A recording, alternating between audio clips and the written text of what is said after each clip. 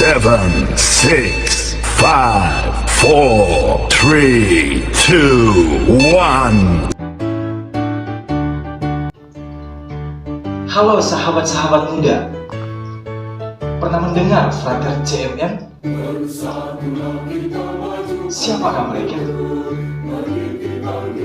Apa karya-karya mereka? Mau tahu ya? Ayo, ikuti saya.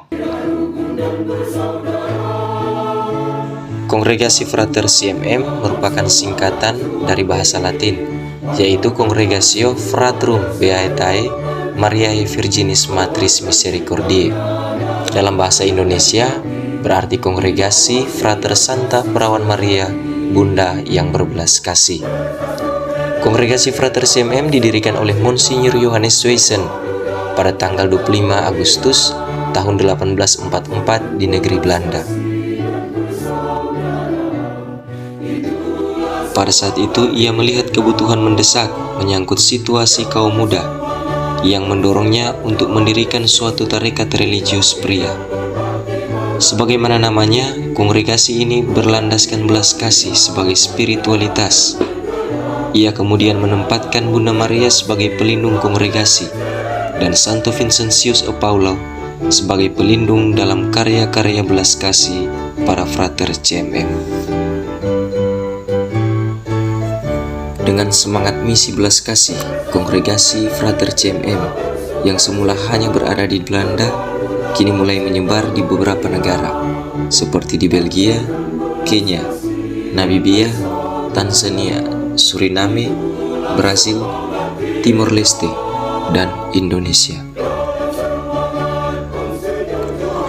Frater CMM masuk ke Indonesia pada tanggal 21 Mei tahun 1923, tepatnya di Padang, Sumatera Barat. Hari itu diperingati sebagai permulaan karya misi belas kasih CMM di Indonesia.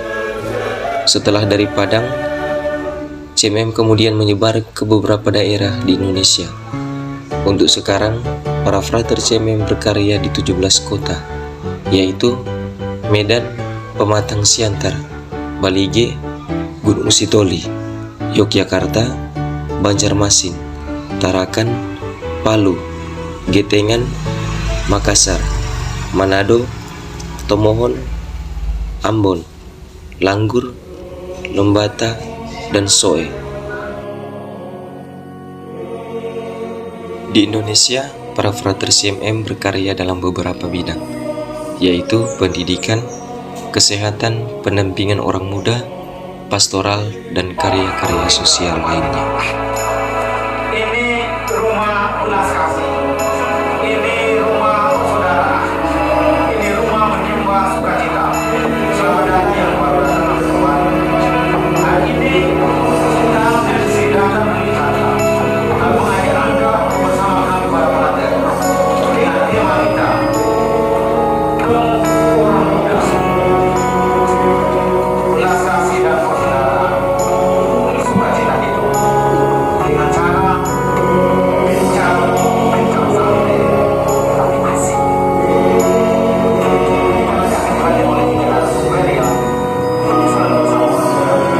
Materi sekolah ini saya akan memimpin Provinsi Indonesia sebagai wakil provinsial membuka acara ini dengan resmi sehingga acara kita berlangsung dengan baik. Nanti saya minta bantuan bagi satu sebagai tanda buka resmi. Saya hitung mundur dari 3 ke 1. 3, 2, dan 1.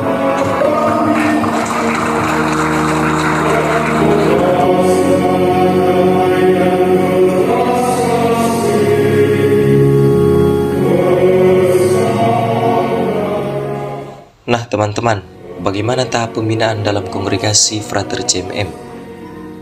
Pertama-tama, CMM adalah kongregasi religius awam. Artinya para frater tidak ditabiskan menjadi imam. Nah, untuk masuk menjadi anggota kongregasi, seorang calon pertama-tama harus mengikuti tes masuk. Jika dinyatakan lulus, maka calon tersebut akan menjalani tahap postulan di Manado, Sulawesi Utara. Tahap postulan ini kurang lebih akan dijalani selama 1 tahun. Setelah menjalani tahap postulan, seorang calon akan mengajukan diri untuk masuk ke tahap yang lebih serius, yaitu menjadi seorang frater novis. Tahap ini akan dijalani selama 2 tahun, mulai dari novis tahun pertama di Tomohon, Sulawesi Utara, dan melanjutkan pembinaan ke tahap novis tahun kedua di Kota Pematang Siantar, Sumatera Utara. Novis tahun pertama adalah tahun kanonik. Pada masa ini, seorang frater novis akan dibina secara intens selama 1 tahun full di dalam biara. Setelah melewati tahap ini, ia akan masuk ke tahap novis tahun kedua.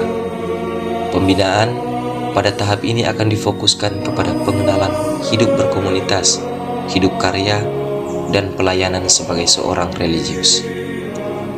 Setelah melewati masa novis, seorang akan mengajukan diri untuk mengikrarkan kaul sementara. Setelah mengikrarkan kaul sementara, seorang frater akan masuk pada tahap juniorat. Tahap juniorat kurang lebih akan dijalani selama 1-9 tahun. Masa junior, seorang frater harus membaharui kaul-kaul kebiraannya setiap tahun. Setelah masa junior ini berakhir, seorang frater junior pada akhirnya secara bebas dan tanpa paksaan mengajukan keinginan secara penuh untuk bergabung dalam persaudaraan CMM yang ditandai dengan pengikraran kaul kekal. Oke teman-teman, kurang lebih tahap pembinaan dalam kongregasi frater CMM meliputi tahap postulan, tahap novisiat tahun pertama, novisiat tahun kedua, tahap juniorat, sampai pada akhirnya mengikrarkan kaul kekal.